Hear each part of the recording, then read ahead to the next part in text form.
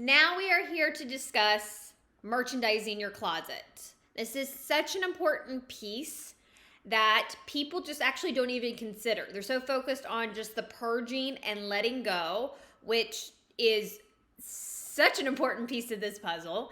But after that, what you want to do is set up your closet correctly, because you want to be excited to go shop your closet each and every day. We want it to visually stimulate you so that way it can help you make decisions quickly, efficiently, and also creatively. Think about it when you go shop at a department store or your local boutique. Whether it's your favorite store or it's not, the store spends a lot of time daily making sure that the floor plan is set up correctly. They spend a lot of time at the front part where the new merchandise is on display because they want those items to get sold. And so they set it up so that way it's very catching to the eye. And then as you progress into the store and you go more towards the back of the store, towards the corner even, that is where you are going to notice the sale rack. They want it to be difficult for the customer to get to because it's going to require more effort to walk all the way to the back. They specifically designed it so that way the rack is probably jam-packed because it requires more energy to sort through all that. It's much easier and more effortless just to walk by the window display, see something, and have that catch your eye. They do this because they are doing this to visually stimulate you so that way you make a purchase. Well, what we want to do is use some of those techniques so that way you're not making purchases every day, but you're making decisions quickly and efficiently and creatively, as I said, that are going to help you to how to get dressed. So step one of our closet merchandise is you simply want to go through from the front part of your closet to the back, and you want to go through and make sure that everything is hanging in the same direction. Anything that might be hanging backwards, you want to go ahead and flip that around. And just make sure that way it's very easy for you just to go all the way through everything and that you can see the front of it all the way down. If you happen to have any clothes that are hanging incorrectly, you want to fix this at that time too. So do you have any clothes that are hanging inside out? Go ahead and put those outside in. Also, if you have them that are like halfway on the hanger, or if like the sleeve's tucked into itself and it's not fully sitting nicely on top of the hanger, go ahead and fix that, because again, we want to make this visually stimulating for you.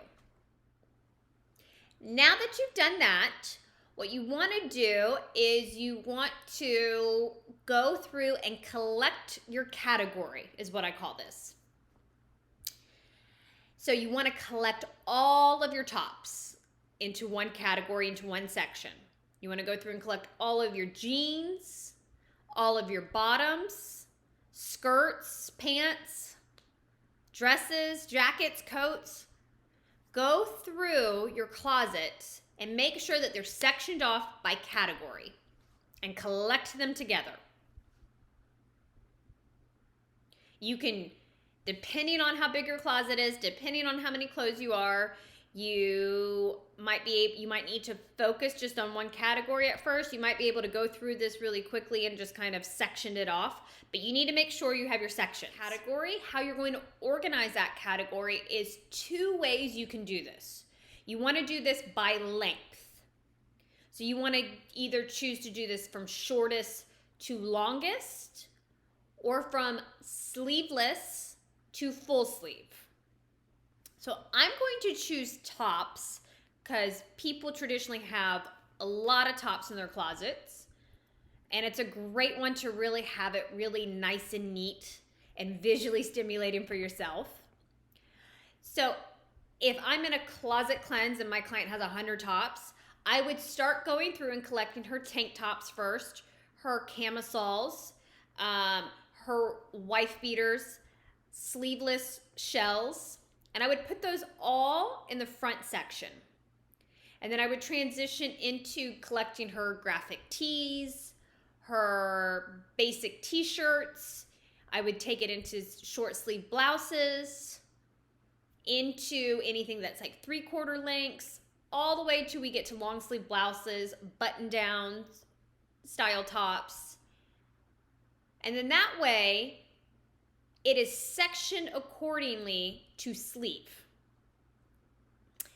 If you want to do it according to shortest to longest, so then let's take skirts as an example.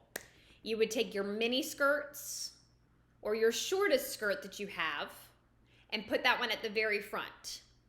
And then you would transition into things that go above the knee, mid-length, maxi length, just from the shortest to the longest. What you do is color code it. So you want to color code that category from lightest to darkest. So lightest to darkest would go somewhat like this, depending on what your color palette in your closet is like.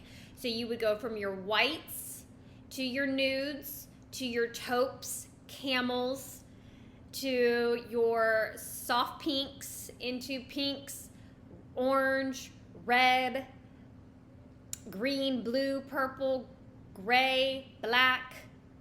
You want it so that way now you can look at it and you know that those tops are here and they're from its length style and from lightest to darkest. So I want you to keep that in mind as you go in Merchandiser Closet, and I will see you on the next video.